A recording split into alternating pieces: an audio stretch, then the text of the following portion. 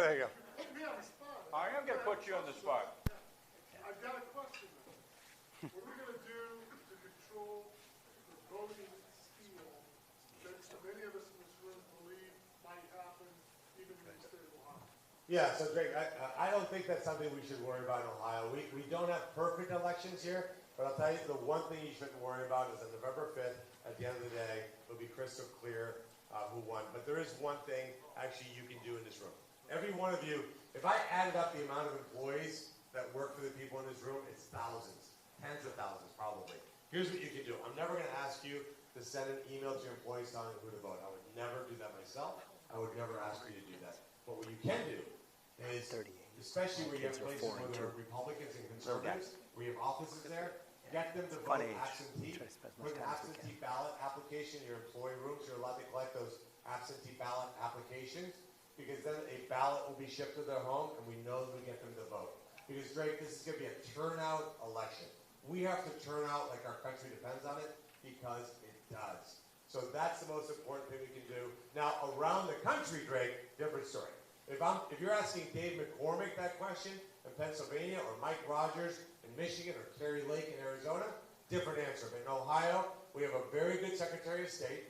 He's going to make certain that we have a good election. We have a decentralized process. If you're concerned about that at all, I'd encourage you to go out there and be a poll watcher, get involved in the local board of elections. But that's the one thing we should pray to have. Pride in Ohio, we won't have that problem. Anyone else? Vivek, I got a question Sure. for you. What's this talk on Washington about taxing unrealized gains? Yeah. Everybody in this room would like to know the answer to that question. So look, I would love to tell you it's fiction, but you even have certain states in this country that have taken a step in that direction. You want a formula for an economic crash, that's a good one. Right? You look at the stock market sell-off, and by the way, you got a sophisticated audience in this room. The idea that the last week's stock market weakness has nothing to do with Kamala Harris's rise in the polls and the prediction markets is nonsense, actually. Yeah, people arbitraging this. Talk to old friends on Wall Street. You could say you can actually go long Kamala in the prediction markets and go short the market. That's exactly the outcome these people are in many cases playing for. Now, the idea of taxing unrealized capital gains then forces you, I don't want to make it too personal, but this restaurant could be worth more than you actually believe it is today. Well, if the government says so, then you have to sell a stake in that in order to pay the tax on a given year. That is a formula for an economic crash. That's a formula for a Great Depression. Especially after you've had the Federal Reserve fueling, raining money from on high like manna from heaven for 12 to 14 years. We got a lot of sins to pay for carefully there. But you pull the rug out from underneath us by forcing people to sell when they're illiquid in many of the assets that the government says has value, when it may not even have that value. I think that's a real danger for economic calamity.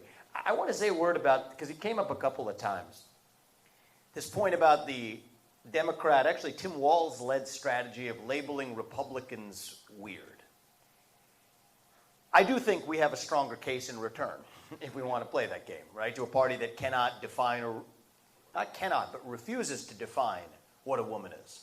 Or to tell you that men should not compete with women in women's sports. They can't say that.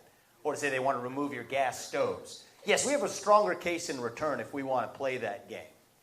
But I think there is an oddity in how they're pitching themselves. Even Tim Walz, this guy came out yesterday as some sort of Midwestern folksy unifier on one hand. Yet, on the other hand, is the guy who's calling 70 plus million of our fellow Americans just plain weird. It's the 2024 version of saying basket of deplorables. Yeah. Like they said basket of deplorables was in the Facebook era and the TikTok era. They call it weird. And I think there's something anti-American about that, actually. And I think I find myself even tempted to, and I do sometimes, will level the same charge in return. But I think it's deeper than that. I look at it the other way, actually. I was just thinking about some of the remarks even today. We as Americans, in some deep, proud sense of the word, we are weird, actually. Like, this is the only country where Bernie Moreno can live the life he has, or J.D. Vance has lived the life that he has, or I'm the kid of legal immigrants who came to this country with no money, founding multi-billion-dollar companies, running for U.S. president at the age of 37 last year. That's weird in the context of human history. the things that we believe in this country are actually strange beliefs. I think we ought to actually embrace that. The idea that you get to speak your mind openly as long as I get to in return. The idea that we settle all of our differences at the ballot box where every single person's voice and vote counts equally. For most of human history in old world England, that was weird. Yeah, our founding fathers, you got a guy like Thomas Jefferson at the age of 33 wrote the Declaration of Independence while inventing the swivel chair, while inventing the polygraph test. Benjamin Franklin signed it right there with him, invented the Franklin stove, a prototype of the stoves they're probably using in this kitchen right here. Invented a lightning rod, a bifocal spectacle, dabbled in medicine, a remedy to the common cold. These were invented by our founding fathers. Robert Livingston signed the Declaration of Independence. He invented the steamship, which was one of the components of the entire Industrial Revolution. Yes, there was something in the water back then in 1776. And so I just think that this idea that we should aspire to mediocrity and hide our excellence, I might just even look at it the other way. You know what? Part of what made America great the first time around is that we are a little different, and that we're proud of it, and that we're not going to apologize for it. And we're not just in this. And you hear this from President Trump, too, this time around. I love that he's saying this. You can hear it if you listen between the lines. It's not just about making America great again. It is about making America greater than we have ever been before. And I think that aspiration to excellence, to American exceptionalism, that's what made America weird the first time. And so in some sense, when I hear a guy like Tim Walz trying to level this as some sort of catchy, folksy, viral phrase, our best strategy might just be to say, you know what? Yep. We as Americans, we embrace that, we're proud of it, and we're not going to apologize for who we are. So I just want to leave you with that. Thank you. Anyone else like to ask a question? Pat. Thank you. What would be your top priority?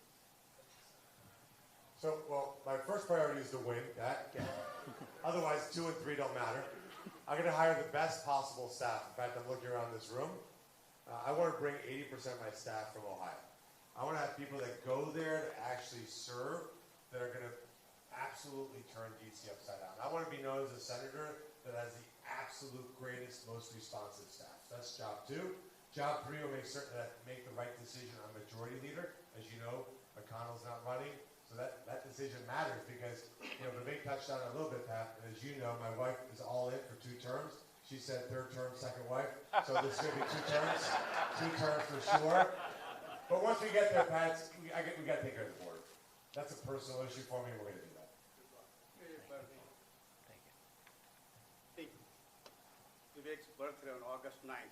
Can we celebrate? Oh, that's kind of you. I don't know about that. Thank you. Tomorrow. Thank you. Thank you. Thank you. Thank you, Neil. I appreciate you knowing that. Thank you. That's very nice of you. Thank you, guys. I appreciate it. Thank you. Thank you. Ladies and gentlemen, Thank you. we have 3 I very appreciate it. busy Thank you so guys much, here. man. I The appreciate it. future of the Ohio Republican Party. Let's give them a standing ovation. Thank you. Thank you. Thank you, guys. I appreciate it. Thank you. Birthday gift sending you to the Senate, man. Hey, thank you, man. Really Good seeing appreciate you, it. buddy. Yep. Likewise, man. Likewise. Good job. Good seeing you, guys. Thank you so much, man. I appreciate it. Do good for us, okay? We will. We are behind you all the way. I appreciate it, Vince. Good job. Good job bringing this together. Good. Congratulations bringing this together, man. Great group. Some night